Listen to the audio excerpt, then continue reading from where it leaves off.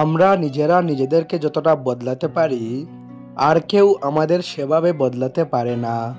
অন্য কেউ আপনার ব্যাপারে কি ভাবছে সেটা গুরুত্বপূর্ণ নয়। গুরুত্বপূর্ণ হলো সেটা যেটা আপনি আপনার ব্যাপারে ভাবেন। যখন আপনার মনে হবে যে আপনার কেউ নেই, তখন আকাশের দিকে তাকাবেন, যা সব সময় আপনারই ছিল আর পরেও আপনারই থাকবে। যে বই থেকে আত্মবিশ্বাস কমতে থাকে, সে বইকে শেষ করাটা অতি আবশ্যক। কারো ব্যাপারে অনুমান করে তার ভুল ধরবেন না। আপনি হয়তো জানেনও না যে তার জীবনে কি প্রতিবন্ধকতা আছে। আমাদের বয়স যত বাড়তে থাকে, আমরা বুঝতে পারি যে আমরা সেই সব মানুষকে বেশি গুরুত্ব দিয়েছি যাদের আমাদের জীবনে কোনো অনুদানই ছিল না। একদিন আপনার কর্ম আপনার সাথে দেখা করতে আসবে, আর সেদিন যেন অবাক হবেন না।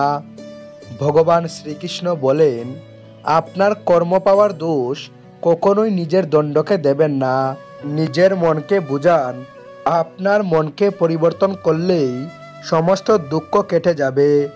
আমরা যখন কোনো কাজ ভগবানের নামে করে থাকি, তখন ভগবানের শক্তি আমাদের সাহায্য করে, আর আমাদের সাফল্য লাভও নিশ্চিত হয়ে যায়। আপনার পরিস্থিতি পরমাত্মাকে সঁপে দিন, কারণ যতটা পরিশ্রম আপনি সারা জীবনে করে উঠতে পারবেন, উনি সেটা এক মুহূর্তে করে দিতে পারেন। যে মানুষকে ভগবান পছন্দ করেন, যাকে উনি নিজের একজন বিশেষ বলে মনে করেন, তাকে তিনি সবসময় ব্যর্থ করেন। তার জীবনে অনেক বাধা প্রতিবন্ধকতা নিয়ে আসেন। যদি আপনি জীবনে বারবার হেরে যান, তাহলে এটা একটা সংকেত যে ভগবান আপনাকে আরও আগে এগিয়ে নিয়ে যেতে চান। যারা অন্যের মুখে হাসি দেখতে চায়, ভগবান কখনো তাদের হাসি কেড়ে নেন না। কেউ যদি আপনার কাছ থেকে আশা করে, এটা তার বাধ্যকতাগত নয়, আপনার প্রতি তার অনুরাগ এবং বিশ্বাস।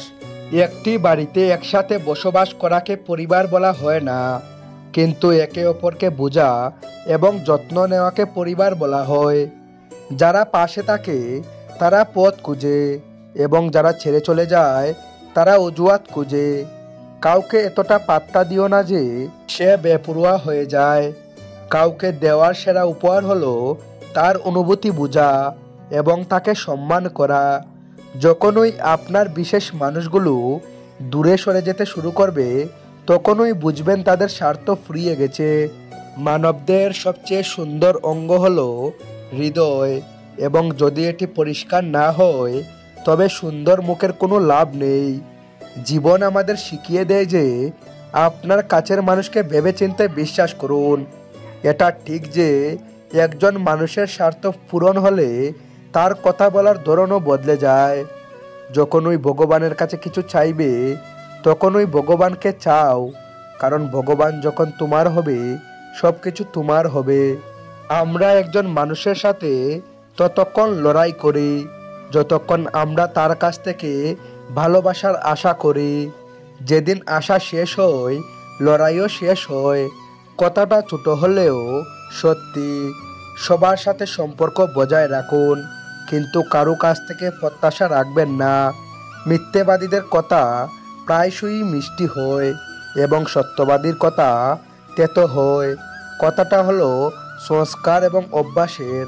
না হলে যেসব শুনে সে উল্টে কথা শুনতেও পারে। সম্পর্কগুলো কখনোই নিজ থেকে ভেঙে যায় না।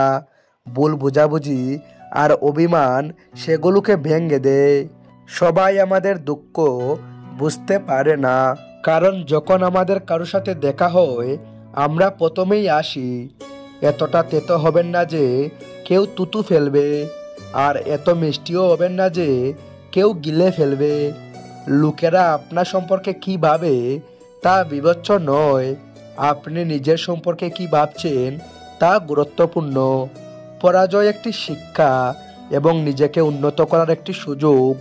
জীবনে আমরা যা চাই তা সহজে পাওয়া যায় না, কিন্তু জীবনের একটি সত্য হলো, আমরা যা চাই তা সহজ নয়। এই পৃথিবীতে দুই ধরনের মানুষ আছে। প্রথমত তারা যারা ছোটোখাটো সমস্যায় পড়লে ভয় পেয়ে যায় এবং দুঃখ পায়, আর দ্বিতীয় সেই মানুষগুলো তাদের জীবনে যেই সমস্যাই আসুক না কেন, তারা সব সময় সুখী থাকে, সব সময় সমস্যায় নিজেকে সামলে নেয়।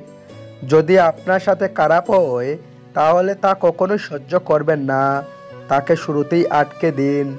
কারণ যদি আপনি সেটা সহ্য করে নেন, তাহলে লোক আপনার সাথে বারবার খারাপ করবে। আপনি সহ্য করে নিলে লোক আপনাকে মহান ভাববে না, বরং আপনাকে দুর্বল ভাববে, আরও খারাপ ব্যবহার আপনার সাথে করা শুরু করবে। এই পৃথিবী বদলে গেছে।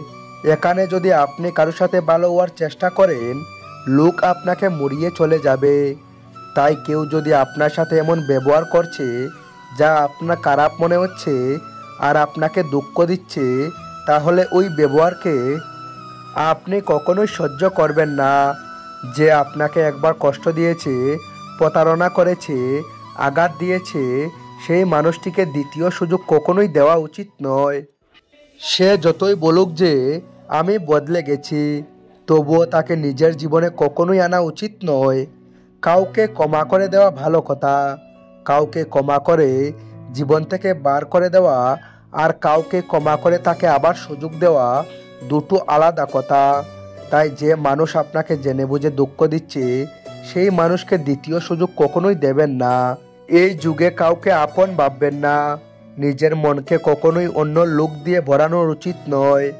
কারণ যতক্ষণ আপনি নিজের মনকে অন্য লোকদের দিয়ে ভর্তি করতে থাকবেন, ততক্ষণ আপনার মনের মধ্যে খালি জায়গা অবশ্যই থেকে যাবে।